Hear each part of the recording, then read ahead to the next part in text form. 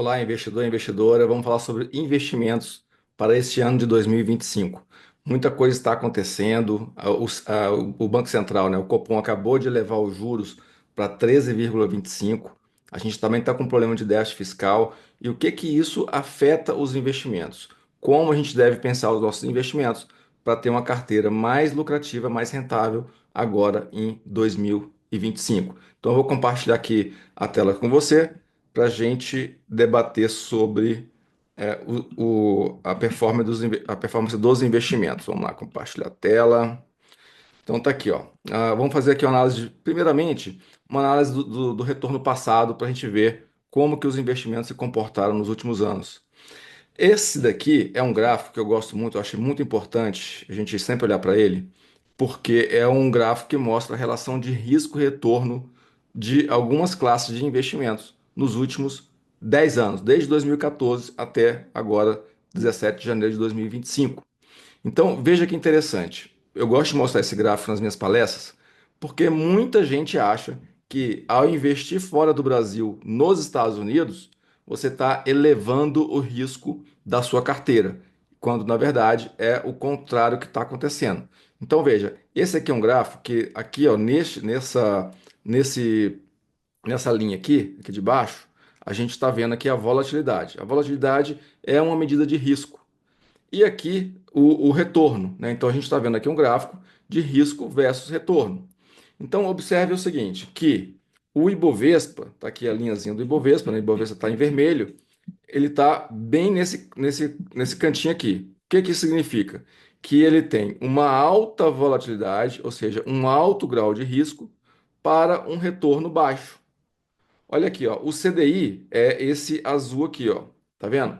Praticamente para o mesmo nível de risco da bolsa do Ibovespa, se eu comprasse só o CDI, eu estaria numa posição muito melhor, porque é praticamente o mesmo resultado para um risco muito menor, né? Então, quando a gente fala de ações, a gente tem que elevar a nossa perspectiva de retorno, mas também aceitar um pouco mais de risco numa balança de risco versus retorno. Olha aqui, ó, o S&P 500 é a bolsa americana. Olha onde que ela está situada aqui, ó. Ela tem sim um risco elevado, né? Um risco aqui mais perto do risco do Ibovespa, porém, ela trouxe para a gente nos últimos 10 anos um alto retorno. Então, aqui a gente está falando de um risco que é compensado pelo retorno auferido. Então, veja que quando a gente está investindo nos Estados Unidos, nós estamos, na verdade, aumentando o retorno e diminuindo o risco da carteira se a gente levar em consideração o nosso Ibovespa, que é a nossa bolsa aqui no Brasil. Tá? Então, ficou claro? Se ficou alguma dúvida, deixe nos comentários que eu vou fazer questão de fazer vídeos explicando cada detalhe, porque eu trabalho com isso aqui há mais de 25 anos e para mim é muito óbvio. Então, para quem está vendo pela primeira vez, pode não entender, e aí as suas dúvidas vão ser importantes para gerar novos vídeos explicativos. Vamos lá, vamos passar aqui para frente. Olha aqui, ó, esse aqui é o gráfico dos retornos acumulados nos últimos 10 anos também, né, de 2024 até 2025. Então veja que a gente tem a Bolsa Brasileira aqui, Bovespa, ela rendeu nos últimos 10 anos 157%.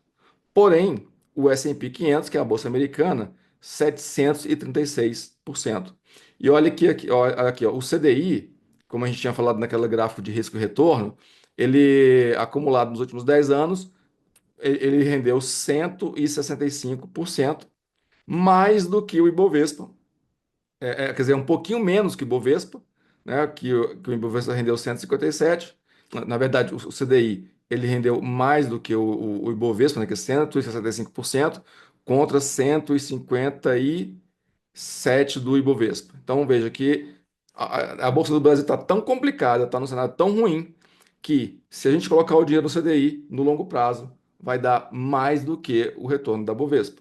É óbvio que existem alguns papéis na bolsa que tá rendendo, que rendem mais, outros rendem menos, né? A gente está falando aqui do índice como um todo. E que não é tão fácil você administrar renda variável no Brasil. Tá? Então, olha aqui o gráfico. O S&P 500 é esse gráfico verde aqui, né? Que ele sobressai muito em relação aos outros investimentos, né? A bolsa aqui é o vermelho, né? A bolsa no Brasil aqui é o vermelho. Então você vê que é realmente muito complicado a gente conseguir administrar uma carteira de renda variável no Brasil. O Brasil é famoso por ser um país da renda fixa alta, o que está realmente sendo comprovado porque o Banco Central acabou de elevar a Selic para 13,25. Então, o que que isso vai afetar? O que que isso vai é, mexer nos nossos investimentos? O que que a gente tem que fazer? Bom, quando a Selic está alta, o que acontece com os outros ativos? A gente vê os fundos imobiliários caindo, reduzindo a rentabilidade e as ações também reduzindo a rentabilidade. Por quê? A gente tem num ativo livre de risco, que é o Tesouro Selic, uma rentabilidade anual de 13,25 ao ano, que é a rentabilidade atual do Tesouro Selic. Então, se eu tenho 13,25 ao ano numa ativo livre de risco, para que eu vou colocar o meu dinheiro em fundo imobiliário, em ações, para correr o risco desses ativos caírem nesse prazo aqui, nesse período aqui de investimentos? Então veja que a Selic alta vai continuar jogando para baixo as rentabilidades dos fundos imobiliários e das ações no Brasil. Não se iluda com o que muita gente tem falado que as ações no Brasil estão baratas, os fundos imobiliários no Brasil estão baratos.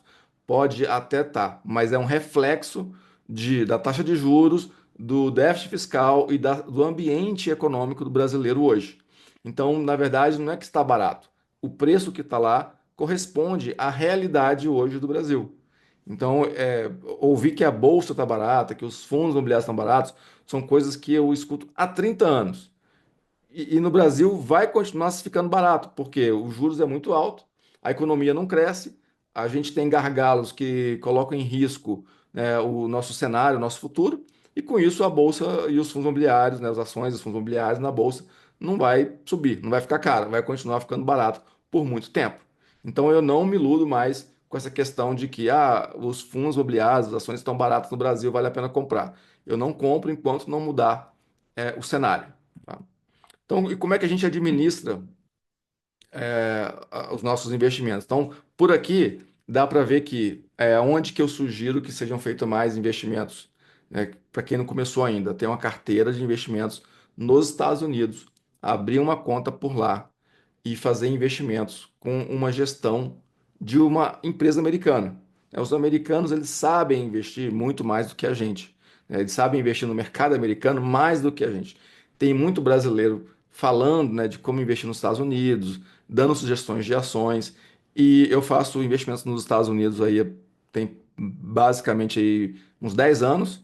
E a melhor forma que eu encontrei de fazer investimentos por lá é procurando a gestão de uma empresa americana para gerir a carteira.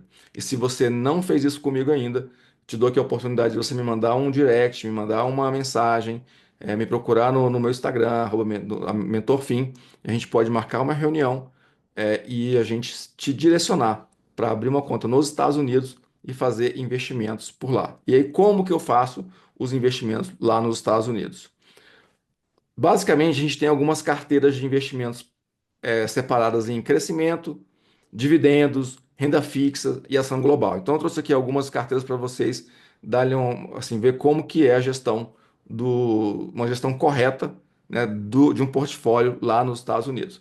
Então, assim, essa carteira aqui de growth, né, que é a carteira de crescimento, ela vai conter as empresas com maior volatilidade, mas também com a maior possibilidade de retorno, que são as ações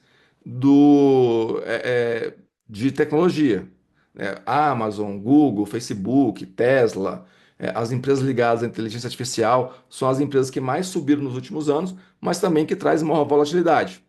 Então, essa aqui é uma carteira com essa expectativa de gerar alta volatilidade, alto risco, mas também ter um retorno maior. Então, veja aqui que nesse gráfico, essa carteira ela rendeu acima do S&P 500. No gráfico passado eu mostrei para vocês a rentabilidade do S&P 500 como uma alta rentabilidade em relação aos ativos no Brasil, e nessa carteira aqui a gente tem uma rentabilidade maior do que o S&P 500, tá? Que é o propósito da carteira, é levar o risco e trazer mais retorno. Para vocês terem uma ideia de alguns papéis que estão nessa carteira, olha aqui, ó. A gente tem a Microsoft, Fortinet, Okta, são empresas que, Snowflake, a Amazon, são empresas que às vezes o brasileiro não está acostumado a ouvir o nome delas, mas são empresas muito grandes e que com uma perspectiva de alta muito elevada nesse segmento de crescimento. E porque e esse é é um dos motivos que eu falo que é muito melhor a gente fazer uma gestão da carteira com uma empresa americana do que deixar um brasileiro fazer a gestão do seu portfólio lá nos Estados Unidos. Por quê? Nos Estados Unidos a gente tem mais de 22 mil empresas e você achar que brasileiro vai saber fazer essa gestão, está muito enganado. Então deixa uma empresa americana, que no caso aqui eu uso a Prox Financial, fazer a gestão para a gente. Uma outra carteira que a gente tem lá é a carteira de dividendos, né? Então a gente separa os nossos investimentos em quadrantes: crescimento, dividendo, renda fixa, ações globais, etc. Então veja que aqui a carteira de dividendos comparada com o Russell 3000, né, que a gente pega aí é uma forma diluída, né, de da gente ver o mercado. O S&P 500 são as 500 maiores empresas, o Russell 3000 são as 3.000 empresas maiores lá nos Estados Unidos. E aqui a gente separa as empresas que mais pagam dividendos. Vou dar um exemplo aqui para vocês. Olha, muitas das empresas que vocês também não conhecem, né? Lembrando, nos Estados Unidos a gente tem mais de 22 mil empresas e, e aqui a gente está separando 40 e poucas empresas que têm o maior histórico de dividendos. Então a gente consegue montar uma carteira de dividendos bem interessante e dividendos em dólar. Lembrando que nos Estados Unidos a gente não tem um dividendo yield igual tem no Brasil, tá? Porque eu já falei em vídeos anteriores aqui que eu não gosto de muitas ações que pagam dividendos, porque quando a empresa está pagando muito dividendo, é porque ela está com pouca possibilidade de crescimento. Então eu vou abrir mão de um crescimento do preço das ações para receber o dividendo. Então nos Estados Unidos a gente tem lá um dividendo yield médio aí no S&P 500 perto de 2% ao ano. Tá? Nessa carteira aqui a gente vai ter um pouquinho mais de 3% ao ano. Mas lembrando que o foco é a gente crescer, ganhar dinheiro também com a elevação do preço das ações. Então, eu acho que de slide é esse aqui que eu tinha que mostrar para vocês. E aí eu quero terminar o vídeo falando o seguinte. O cenário no Brasil está muito complicado, a questão da governabilidade, a questão do déficit fiscal, de como o governo brasileiro vai enfrentar crises de déficit fiscal, inflação, crescimento, né? Então, isso tudo é uma dúvida muito grande para o investidor. E essa dúvida está jogando os preços das ações, dos fundos imobiliários lá para baixo. E eu convido você, né, a repensar a sua carteira. Inclusive, um dos trabalhos que eu tenho, de serviço que eu ofereço, é de fazer a análise da sua carteira e poder te dar melhores sugestões de onde você investir para ter uma melhor possibilidade de retorno, minimizando os riscos da sua carteira. Então, se você tem vontade de fazer uma mentoria comigo, uma consultoria de investimentos livre de conflito de interesse, porque eu não trabalho para instituição nenhuma, basta você me mandar um direct, mandar uma mensagem que a gente vai marcar um horário e vamos conversar e acertar os detalhes de como eu posso te ajudar em fazer uma gestão melhor dos seus recursos. Então, o que vai acontecer esse ano? É uma coisa que eu já vi acontecer muitas vezes. Eu fui gestor de fundos, de grandes fundos, e, é, e assim, o que está acontecendo agora é uma coisa similar ao que aconteceu lá no governo Dilma, é um aumento das preocupações da governabilidade, do governo realmente colocar a economia nos trilhos, e isso vai só jogando o preço das nossas ações, dos fundos imobiliários lá para baixo. Para você ter uma ideia, no ano que teve o impeachment da Dilma, os fundos imobiliários, o IFIX e a Bolsa subiram 100%. Foi lá em 2016. Podem olhar o gráfico aí. Então, e antes disso, antes de 2016, essa questão, a preocupação com a nossa economia fez com que a Bolsa e os fundos imobiliários caíssem muito no Brasil e que o juros subisse. Então, hoje a gente tem no Brasil um Tesouro IPCA pagando as taxas historicamente mais altas, que está em torno de IPCA mais 7, 7,5, né? Tá nesse patamar aí. Então, hoje, se você quiser fazer uma carteira no Brasil, vá para a renda fixa, o próprio Tesouro Selic dando 13,25 por enquanto.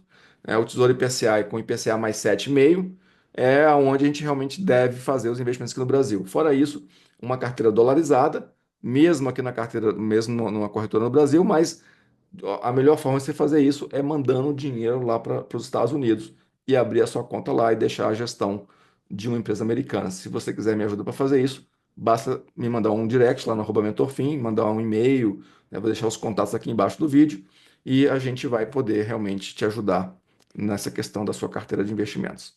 Meu nome é Rafael Cisne, sou gestor, trabalho como gestor de investimentos por muitos anos e estou aqui para te ajudar com suas finanças, com seus investimentos e até o próximo vídeo.